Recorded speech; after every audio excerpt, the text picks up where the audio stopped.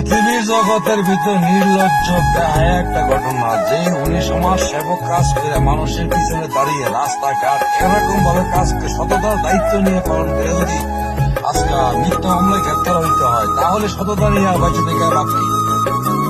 আজকে এই যে যাই চেয়ারম্যান প্রসেনজিৎ শিবপুর বাঁকাবাড়ি ইউনিয়নের কি না করছে পাবলিকের জন্য, যে আমরা রাস্তা ছিল না আমরা রাস্তা করছে, যে আমরা মানুষের যা দেওয়া দরকার মানুষের এন্দাই দিচ্ছে, অসহায় মানুষের পাশে সর্বদাই মানুষের পাশে ছিল। আজকে সেই ব্যক্তিরা মিথ্যা মামলা দিয়ে তাকে গ্রেপ্তার করেছে। আল্লাহ পাক বিষয়টা করবে, সত্তর জয় অবশ্যই হবে, সত্তর জয়।